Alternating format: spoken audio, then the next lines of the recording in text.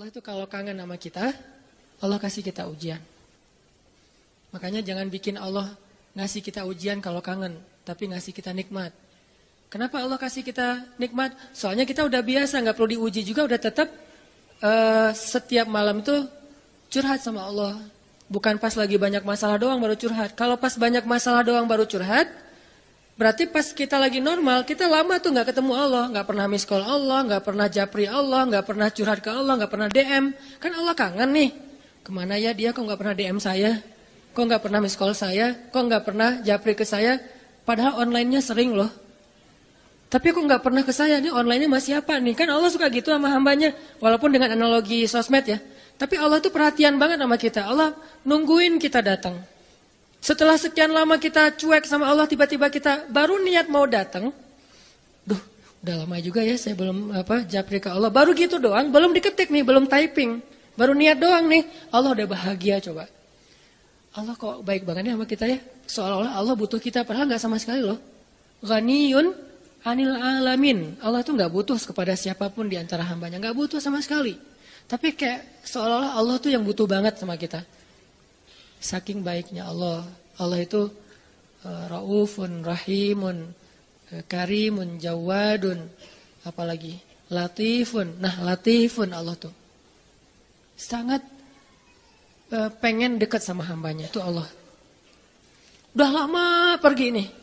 Sibuk dengan semua orang dijapri, semua orang dia chat sampai tengah malam chat sama orang lain, tapi Allah nggak pernah dijapri. Allah tungguin. Kalau manusia mungkin kita bisa nyebutnya kayak kesepian gitu, tapi Allah kan nggak mungkin kesepian, tetap aja Allah nungguin seperti orang yang kesepian, saking kangennya sama kita coba.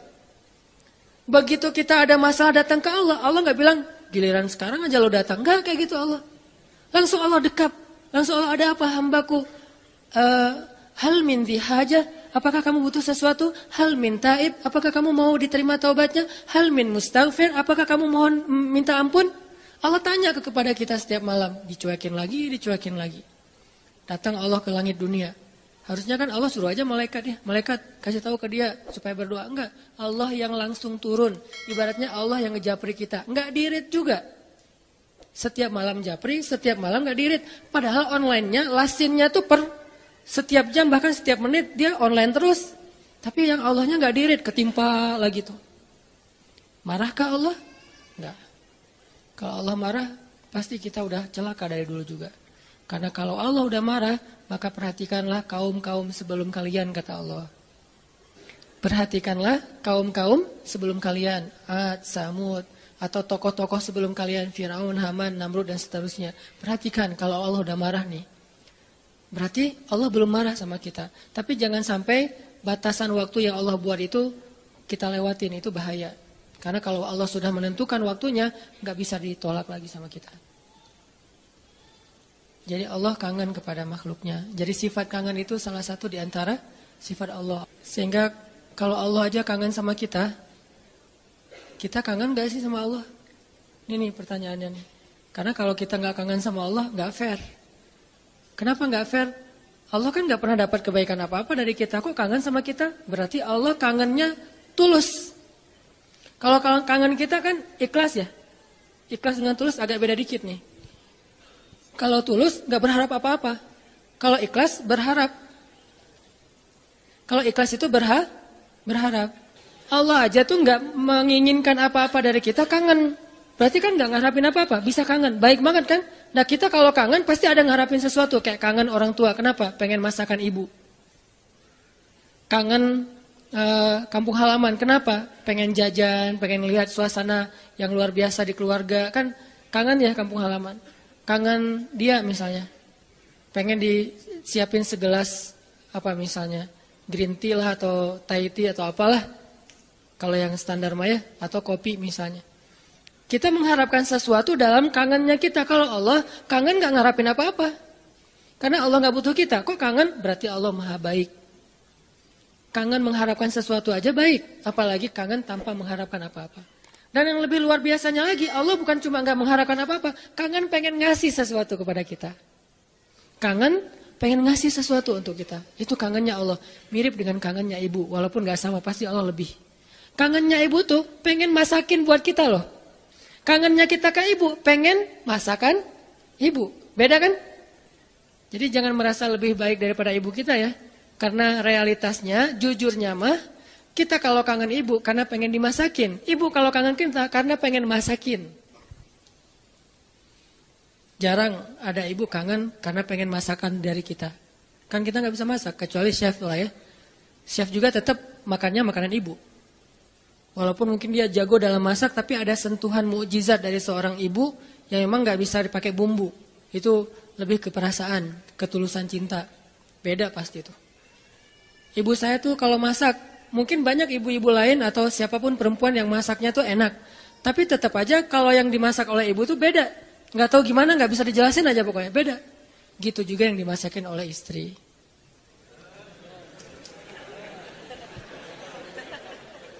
Nggak pernah ngerasain, nggak apa-apa. Sabar ya. Ibu aja dulu lah, puas-puasin ya. Karena ibu tetap aja seseorang yang luar biasa. Allah tuh kayak gitu, analogi cinta Allah kepada kita. Walaupun nggak sama persis, tapi minimal ada analoginya. Kayak ibu kepada anak. Allah tuh kangen sama kita bukan karena pengen sesuatu dari kita, tapi karena pengen ngasih sesuatu untuk kita. Kok bisa gitu? Ibu aja bisa, apalagi Allah. Padahal ibu kan manusia yang punya banyak kekurangan. Kadang dia capek, kadang dia juga lelah, kadang dia butuh harta dan segala macam. Namanya ibu kadang-kadang butuh, kayak saya lagi di Mesir tuh telepon ibu saya, "Mak, butuh apa?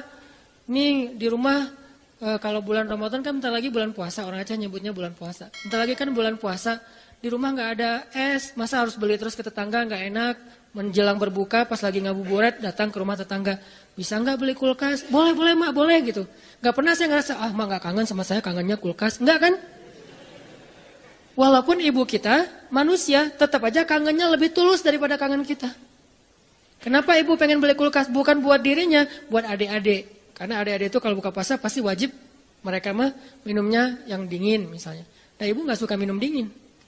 Ibu sama ayah nggak suka minum dingin. Ayah saya pasti buka puasanya kalau nggak rokok ya kopi. Sebelum buka puasa tuh satu bungkus tuh udah di depan rokok sama kopi. Udah itu aja tuh, nggak ada ribet-ribetnya. Mungkin nggak bisa ninggalin ya karena dari udah sekian lama katanya sih rokok sebelum sekolah dulu teh. Jadi belum sekolah ngerokok dulu baru sekolah. Orang dulu lah ya. Sampai saya dulu pernah waktu kecil tuh diajarin ngerokok sama ayah saya. Untungnya saya sesak nafas, akhirnya nggak bisa nerusin. Warisan dari ayah saya. Kan dulu mah suka nonton Dunia Dalam Berita gitu kan, masih TV hitam putih dunia. Ketahuan usianya Dunia Dalam Berita, pasti banyak yang nggak tahu Dunia Dalam Berita itu apa. Anak zaman now lah. Dulu tuh ayah saya ngerokok sambil nonton Dunia Dalam Berita. Terus tahun sekali G30 SPKI kan. Nonton, saya di sebelahnya. Ya, coba dong. Wes. Jadi kita kompak tuh berdua tuh. Wes. Satu batang berdua, sisanya satu bungkus sendiri dia. Jadi bukan karena pengen minum air dingin ayah dan ibu saya beli kulkas, justru buat adik-adik. Berarti tetap aja tulus. Terus, mak butuh apa? Nih adik-adik belum sekolah, mak butuh apa? Nggak pernah minta untuk dirinya sendiri. Mama nih mau lebaran nggak ada baju baru, nggak pernah. Pasti untuk adik-adik. Kenapa nggak untuk saya? Mungkin dianggap saya udah mampu sendiri, udah mandiri, jadi udah nggak perlu dikasih-kasih. Artinya dalam cerita ibu kita bisa melihat kebesaran Allah. Kalau ibu aja yang penuh dengan kekurangan bisa setulus itu, apalagi Allah. Ibu bisa kangen kepada kita karena pengen masakin buat kita. Allah kangen kepada hambanya karena pengen ngasih nikmat untuk hambanya. Allah kangen kepada pendosa karena pengen ngampunin dosa-dosa dia. Kenapa nggak diampunin aja? Karena dia nggak datang. Kenapa nggak dimasakin aja? Ngapain dimasakin, orangnya nggak ada, kan gitu kan? Katanya ibu kangen, tapi kok nggak masak masakan kesukaan aku? Lah kamu masih di Bandung, ibunya di Jawa, ya gimana yang masakin? Siapa yang makan basi? Nah ibu nggak makan spesial itu, sehari-hari paling makan nasi putih, garam sama telur ceplok. Kalau nggak juga cuma cabai. Saya waktu kecil makanan favorit saya tuh nasi putih, garam, cabai. Itu aja dimakan, enak banget tuh. Sesekali makan telur di dada, diceplok, itu juga tunggu dari kandang ayam. Karena kita nggak beli telur, tapi ibu tuh nernak ayam di belakang. Setiap pagi saya periksa, pinggir loh, ngeliat telur loh gitu. Si ayam-ayamnya dipinggirin. Oh nggak ada, kurang produktif. Hari berikutnya dicek, 3 hari sekali ada telurnya. Kan telur kalau baru dari kandang itu kan hangat banget tuh. Saya ngerasain ternyata bedanya rasa telur dulu sama sekarang. Memang beda. Dulu tuh nggak pakai pecin juga udah enak. Kenapa sekarang jadi generasi micin? Karena telurnya udah nggak berkualitas. Pembahasannya nggak penting. Jadi makanan ibunya cuma gitu. Terus kenapa ibu? Misalnya di Aceh tuh ada namanya masakan kari lah ya, kari kambing, kari ayam. Kenapa emak kalau katanya kangen sama aku kok nggak masakin kari ayam? Nah kan kamu di Mesir, ngapain dimasakin? Yang makan siapa? Gitu juga Allah, katanya Allah pengen ngampunin dosa aku kok nggak diampunin? Lah kamu nggak pernah taubat, nggak pernah datang, nggak pernah sujud, nggak pernah minta ampun, gimana mau diampunin? Kayak dikasih ampunan nggak ada yang ngambil gitu. Bukan Allah nggak mau ngampunin kita nggak mau ngambil, kita nggak mau makan, kita nggak mau datang gitu. Padahal Allah sediain. Begitu kita mendekat sedikit aja langsung Allah masakin tuh ampunan. Langsung menunya yang paling enak. Kalau analogi ibu tadi masak, langsung disediain untuk kita. Disediakan dengan sangat istimewa buat kita ampunan Allah. Apa istimewanya? Lengkap. Lengkap gimana? Dosanya, semua dosa diampuni. Semua dosa tuh ada tuh. Dosa A, B, C, ya ampuni semuanya. Taubat diterima dengan seolah-olah kita tuh udah orang paling suci. Kan orang yang paling suci itu orang yang baru bertaubat kan? Orang yang paling suci itu orang yang bukan banyak amal soleh. Itu orang yang paling banyak pahalanya. Tapi orang yang paling suci justru yang pertama bertobat itu paling suci. Setelah itu mungkin udah mulai agak mix lagi nih. Udah ada dosa, ada pahala. Tapi baru-baru taubat itu saat yang paling suci setelah kita dilahirkan oleh ibu kita. Kita udah jauh dosanya udah kayaknya kalau di dosa itu jadi titik-titik di hati kita. Bukan hati kita doang yang hitam, seluruh tubuh kita udah hitam. Karena udah nggak ada tempat lagi di hati. Saking banyaknya dosa. Kalau seandainya dosa itu satu titik pulpen, terus setiap kita buat dosa itu jadi tinta sekecil ujung pulpen itu di hati kita, kayaknya bukan hati kita doang yang udah hitam, seluruh tubuh kita juga udah hitam. Bukan cuma tubuh kita, sampai area di sekeliling kita tuh udah hitam saking banyaknya dosa. Soalnya di hati udah nggak ada tempat kosong untuk nitik-nitik kayak gitu. Akhirnya taruh di tangan, jadi tato semuanya terus di lantai. Saking banyaknya dosa kita. Begitu kita datang kepada Allah, belum beramal soleh, baru mau datang. Astagfirullahaladzim. Langsung Allah sediakan menu istighfar, taubat dengan menu yang sangat istimewa. Jadi Allah tuh kangen kepada pendosa karena pengen ngampunin dosanya. Kangen kepada orang yang banyak masalah karena pengen ngasih solusi dalam masalahnya. Kangen kepada orang yang udah berbuat amal soleh karena pengen mengangkat derajatnya. Jadi kangennya Allah itu untuk kita. Kangennya kita untuk diri sendiri. Walaupun boleh-boleh aja kangen untuk diri sendiri. Sama kayak kita boleh kangen sama ibu. Ibu kita gak akan balikin, kamu mah cuma kangen masakan mama, gak kangen sama mama. Gak ngomong gitu kan ibu kita mah. Ya udah pulang atuh nak gitu. Ya udah cepat pulang biar mama masakin. Mau masakin apa nih? Saya sering kalau dulu kan di pesantren pulangnya seminggu sekali. Karena pesantrennya dekat rumah sih, satu kota gitu. Setiap hari Sabtu pulang, hari Minggu sore udah balik ke pesantren. Itu setiap hari Sabtu ibu tuh pasti masakannya spesial tuh. Bang, pulang jam berapa? Jam 4 sore mah. Ya udah nanti mama masakin jam 3 biar hangat pas abang datang.